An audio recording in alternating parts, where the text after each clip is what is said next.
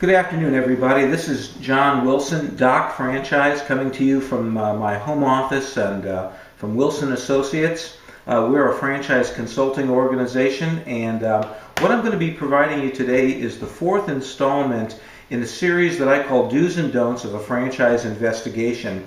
And up to this point, we talked about some things to do.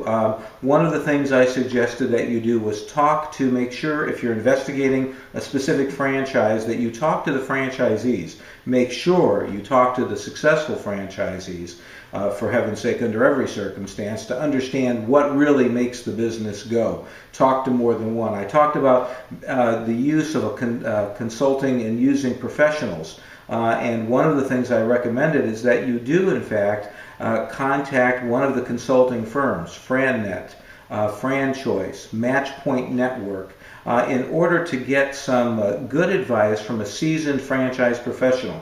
And then I talked about investigate the franchise opportunity by getting first-hand information. And by that I meant get information from the franchise company and then get information from one of these consultants where they have actually taken those franchises through a process to clear them, to approve them. And then a part of the information that you're going to get has to do with this fourth installment today, which is make sure that you read the franchise disclosure document. It was formerly called the Uniform Franchise Offering Circular, and we call it for short the FDD. Make sure that you get this document from the franchise company that you're going to be investigating and review the document. Now, I want to give you some things about it and just generally speak to you about it. Here's some good news. The question always comes up, should I get a lawyer to look at it with me? The answer is no. The document was prescribed by the Federal Trade Commission. Every franchise company operating in America has to provide this document. It is in a particular format. It has 23 items in it, and those items will be the same in every franchise. In other words, number one will always be information about the company, its name. The second thing will always be the same. The third thing will always be about whether there's any litigation. The fourth thing will always be if there's any bankruptcies, and no matter what company you're looking at. And when you read it, the good news is that it's written in 5th grade English. The good news is that there is no legalese. There's no legal jargon. So you're going to understand every word in the franchise disclosure document. And now I'm speaking specifically for my American and my Canadian friends because their models for the franchise disclosure documents are very close. The rules and regulations might be different if you're European, if the franchise was an English or a British franchise, or if it was Australian. But if you're American, if you're Canadian, good news, they're going to look the same, they're going to be legible, you're going to understand every word. The second question always comes up, well, John, will I need at some point a franchise attorney?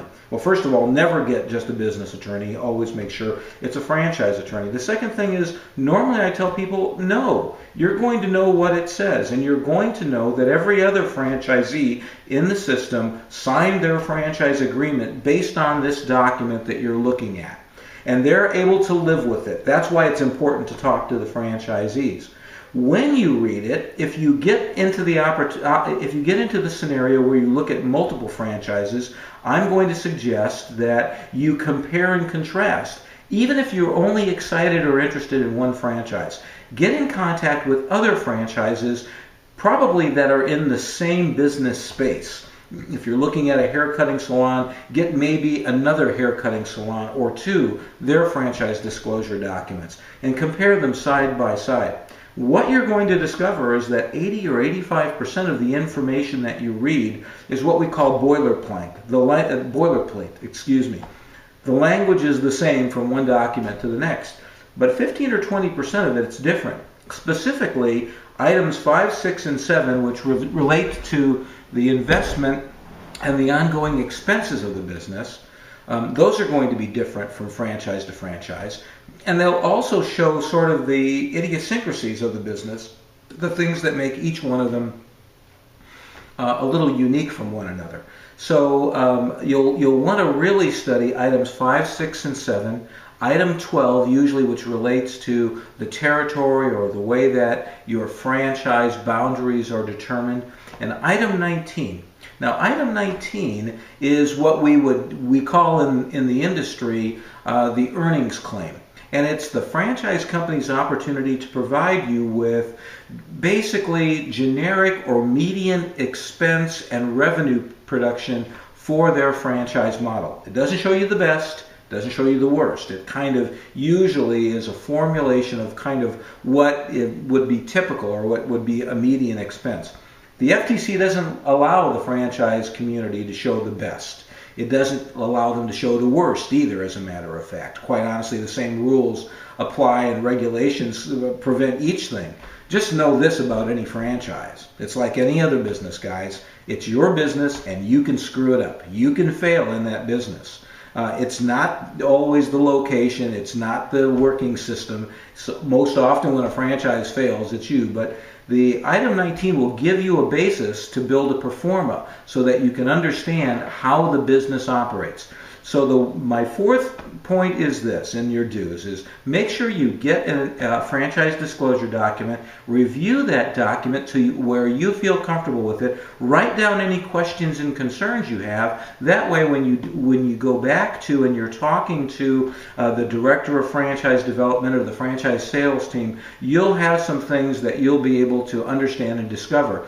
And if you have a franchise consultant, go through that document with him so that you understand exactly what you're reading and you don't freak out over something that's just standard franchise opportunity, but you're not familiar with it.